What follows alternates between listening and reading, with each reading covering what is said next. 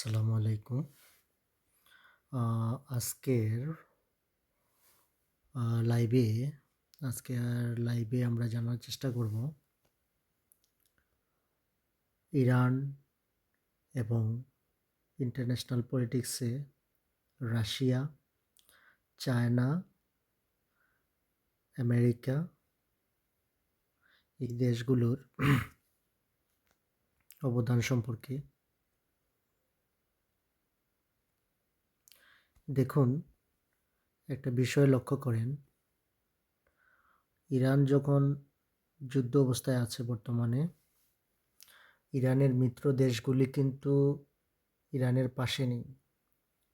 বিশেষ করে রাশিয়া এবং চায়না। রাশিয়া এবং চায়না খুব পাশাপাশি দেশগুলা কিন্তু ইরানের। যেমন দেখতে পাচ্ছেন এখানে রাশিয়া, চায়না, এর ঠিক পাশেই হচ্ছে আপনার ইরান। এবং ইরানের ঠিক আশেপাশে যে রাষ্ট্রগুলো আছে তুর্কি, মিশর, Saudi Arabia, Pakistan, Afghanistan, Libya, Ukraine. আসলে এখানে একটা বিষয় হচ্ছে ইরান এবং আমেরিকা এবং ইসরায়েল বর্তমান যে যুদ্ধ অবস্থায় আছে, প্রসঙ্গত কারণে সবার মনে একটা প্রশ্ন আসছে যে আমেরিকার পাশাপাশি ইসরায়েল যুদ্ধ করতেছে, মানে তাদের মিত্র দেশগুলো প্রায় সবাই, ইউকে, ফ্রান্স সহ অন্যান্য দেশগুলি ইসরায়েলকে এবং আমেরিকাকে সহযোগিতা করতেছে।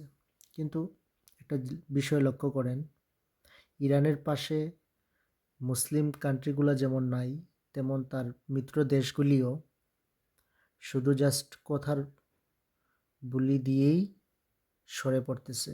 যেমন ধরেন আপনার রাশিয়া এবং চীন। এখানে একটা খুব গুরুত্বপূর্ণ বিষয় হচ্ছে, আমরা যদি ইন্টারন্যাশনাল পলিটিক্সের কথা চিন্তা করি, বিশেষ করে এখানে একটা বিষয় আপনারা খেয়াল করবেন, রাশিয়ার কথা। পুতিন রিসেন্টলি একটা যুদ্ধর অবস্থায় আছে, যেমন ইউক্রেনের সাথে রাশিয়ার অনেক যুদ্ধাস্ত্র তাদের ক্ষয় করতে হয়েছে। তো এই অবস্থায় রাশিয়া আসলে চাইলেও ইরানের পাশে এসে দাঁড়াতে পারতেছে না, কারণ তাদের অলরেডি অনেক যুদ্ধ সরঞ্জাম তারা ক্ষয় করে ফেলছে ইউক্রেন যুদ্ধে। ইউক্রেন যুদ্ধে কিন্তু তারা অনেক তাদের যুদ্ধের সরঞ্জাম ক্ষয় করে ফেলছে। এই অবস্থায় চাইলেও তারা ইরানের সাথে হয়ে যুদ্ধ করতে পারতেছে না। আবার এখানে চীনের কথাটা যদি আপনি চিন্তা করেন, চীন আমেরিকার মতো না। আমেরিকা যেমন যুদ্ধ সরঞ্জাম, অস্ত্র বিক্রি করে তাদের অর্থনৈতিক প্রবৃদ্ধি ঘটায়, ঠিক পাশাপাশি চাইনিজরা তার সম্পূর্ণ বিপরীত। চাইনিজরা সমগ্র বিশ্বে তাদের প্রযুক্তিকে কাজে লাগিয়ে বিভিন্ন পণ্য তৈরি করে এবং এই পণ্যগুলি সমগ্র বিশ্বে তারা বিক্রি করে। আর ঠিক বিপরীত দিকে আমেরিকা কি করে?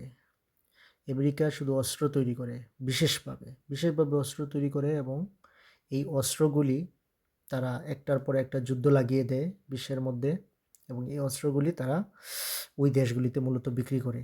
এবং পৃথিবীতে যদি যুদ্ধ না থাকে তাহলে তো আমেরিকার অস্ত্র কোথায় বিক্রি করবে?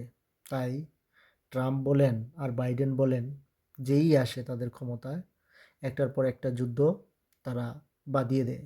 তারা অনেকটা ইচ্ছে করেই এই যুদ্ধগুলা বাদিয়ে দেয় এবং তারা তাদের অস্ত্র বিক্রি করে। আর চীন বিশ্বে একটি প্রবহমান উন্নত অর্থনৈতিক প্রবৃদ্ধির দেশ হলেও চীন শুধু তাদের উৎপাদিত বিভিন্ন ধরনের প্রযুক্তিগত যন্ত্র এবং জিনিসপত্র তারা বিশ্বের বিভিন্ন দেশে বিক্রি করে অর্থনৈতিক প্রবৃদ্ধি ঘটায়।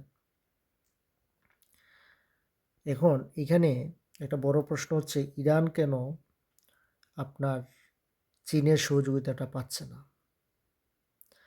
আসলে এখানে চীনের একটা কৌশলগত ব্যাপার হচ্ছে, যদি ইরান পারমাণবিক বোমা তৈরি করে ফেলে, এই বিষয়টা আসলে চীনও চায় না। কেন চায় না? কারণ যদি ইরান যদি পারমাণবিক বোমা তৈরি করে ফেলে, তাহলে প্রযুক্তিতে ইরান অনেক এগিয়ে যাবে। আবার চীনের একটা বড় বাণিজ্যিক অঞ্চল হচ্ছে আপনার ইরান। এখন ইরান এদিকে উন্নত হয়ে গেলে এবং পারমাণবিক বোমা তৈরি করে ফেললে, পাশাপাশি আরও কিছু রাষ্ট্র আছে, যেমন আপনার সাউথ কোরিয়া, অস্ট্রেলিয়া, এই রাষ্ট্রগুলিও মানে ধীরে ধীরে আপনার এই পারমাণবিক বোমা তৈরি করতে থাকবে। তখন চীন একটা হুমকির মুখে পড়বে।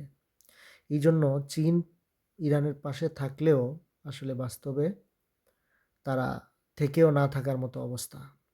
তারা চায় না যে ইরান পারমাণবিক শক্তিধর হয়ে যাক।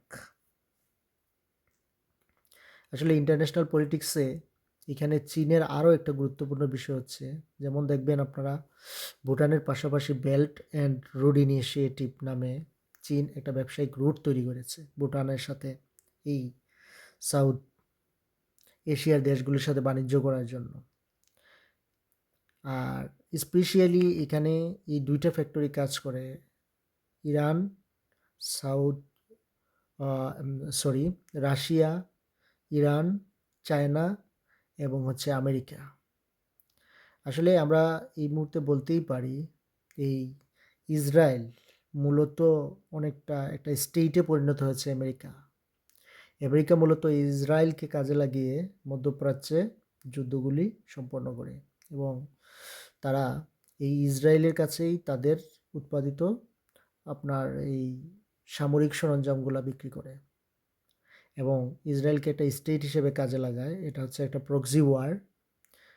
আমেরিকা সরাসরি যুদ্ধে অংশগ্রহণ না করে এখানে অনেক সময় ইসরায়েলকে দিয়ে দেখবেন মানে একটা যুদ্ধ তারা চালিয়ে নিতে চায়। এই হচ্ছে মূল বিষয়। আমরা যদি সামারি আকারে বিষয়টা বুঝতে চাই, রাশিয়া রিসেন্টলি ইউক্রেনের সাথে একটা যুদ্ধে আছে। তাদের অলরেডি অনেক সামরিক সরঞ্জাম এদিকে ব্যয় হয়ে গেছে। তারা ইচ্ছে করেই চায় না যে এখন ইরানের পাশাপাশি যুদ্ধে লিপ্ত হয়ে আমেরিকার সাথে প্রটেস্ট করতে। এটা হচ্ছে রাশিয়ার একটা চিন্তাভাবনা। আবার অপরদিকে চাইনিজরা চায় না ইরান পারমাণবিক শক্তিধর হয়ে যাক, কারণ চাইনিজদের একটা বিরাট বাজার হচ্ছে আপনার ইরান, এবং ইরানকে এই সুযোগটা দিলে ওইদিকে আপনার অস্ট্রেলিয়া, সাউথ কোরিয়া ওরাও পারমাণবিক বোমা বানিয়ে ফেলবে। এজন্য এবং চীন মূলত চায় সমগ্র বিশ্বে তাদের পণ্য বিক্রি হোক। সামরিক পণ্য হয়তো কিছুটা কম বিক্রি হয়, কিন্তু অন্যান্য যে কোনো ধরনের পণ্যে মানে প্রায় শতভাগ একটি দেশ চালাতে এবং একটি পরিবার চালাতে যে সকল আপনার সরঞ্জাম প্রয়োজন, তার সবগুলোই দেখবেন আপনার চীন তার প্রযুক্তি দিয়ে তৈরি করে ফেলতেছে। এজন্য চীন মূলত চায় তার ব্যবসা হোক এই সকল পণ্য দিয়ে। আবার আমেরিকা চাইতেছে তাদের প্রধান ব্যবসায়ী হচ্ছে অস্ত্র বিক্রি করা। এখন এই অস্ত্র বিক্রি কোথায় করবে তারা? যেখানে যুদ্ধ সেখানেই অস্ত্রের প্রয়োজন। এজন্য আমেরিকা অনেকটা ইচ্ছে করেই পৃথিবীর বিভিন্ন জায়গায় গণতন্ত্রের নামে একটা ওয়ার ওরা চালু করে দেয়। এই হচ্ছে আসলে ইন্টারন্যাশনাল পলিটিক্সের এই মুহূর্তে মূল বিষয়। তো আমরা পরবর্তীতে আবারও নতুন একটা বিষয় নিয়ে আলোচনা করব।